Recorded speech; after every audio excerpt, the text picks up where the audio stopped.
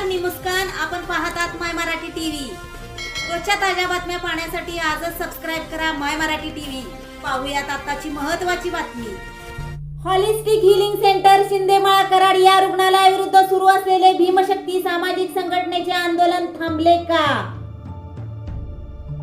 Holistic healing centre विरोधामध्ये भीमशक्तीने आंदोलन का केले होते?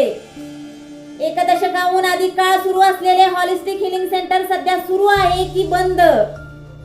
आंदोलन करण्याची व लेखी तक्रार करण्याची वेळ संघटनेवरती का आली होती?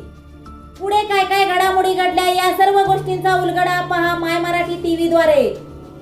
गेल्या दशकाहून अधिक वर्षे कराड शहरातील वाढीव भागामध्ये शिंदेमाळा येथे हॉलिस्टिक हिलिंग सेंटर या नावाने रुग्णालय सुरू करण्यात आले होते व याचे प्रोप्रायटर राजेश मारुती शिंदे हे होते व आहेत. या रुग्णालयामध्ये केले जाणारे औषध उपचार पद्धती चुकीच्या पद्धतीने करत असल्याबाबत आतापर्यंत अनेक संघटनांनी आवाज उठवला, परंतु काही संघटना संबंधित विभागाच्या मॅनेजमेंटच्या प्रलोभनास बळी पडल्या. तर ज्या संघटना प्रलोभनास बळी पडल्या नाहीत त्यांना रुग्णालयाचे प्रोप्रायटर राजेश शिंदे यांनी एका म्हणीप्रमाणे, म्हणजे जो माझ्या रुग्णालयाच्या आला आडवा त्याला केला मी उघडा, अशा प्रकारे चुकीचे व समाजामध्ये बदनामी होईल असे गैरकृत्य केले.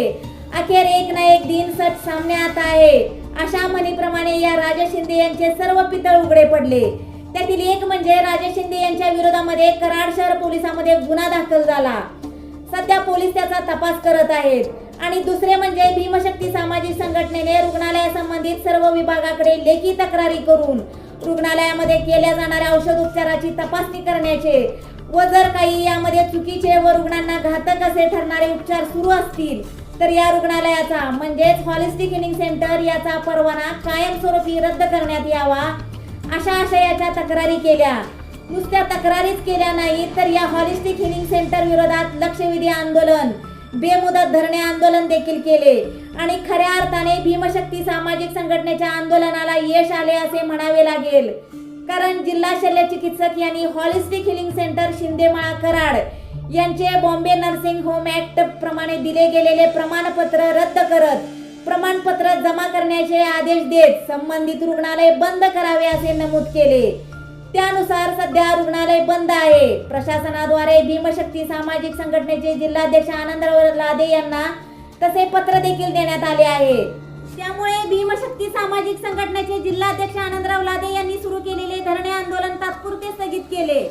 परंतु राजेश मारुती शिंदे यांनी आरोग्य विभागाच्या वरिष्ठांच्याकडे तसेच आरोग्य मंत्र्यांच्याकडे जिल्हा शल्य चिकित्सक यांच्या निर्णयाविरोधात दाद मागितली असल्याची चर्चा नागरिकांमधून होत असून आरोग्य मंत्र्यांनी किंवा आरोग्य विभागाच्या वरिष्ठ अधिकाऱ्यांनी जिल्हा शल्य चिकित्सक यांनी परवाना रद्द करण्याच्या दरम्यान संबंधित रुग्णालयाची चौकशी करण्याची समिती नेमण्यात आली होती.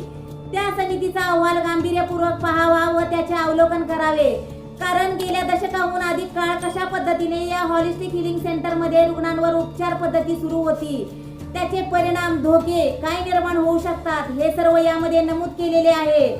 आणि या चौकशी समितीच्या अहवालानुसार सादर झालेल्या त्रुटीमुळे जिल्हा शल्य चिकित्सक सातारा डॉक्टर युवराज करपे यांनी परवाना रद्द केल्याचे आदेश काढले होते.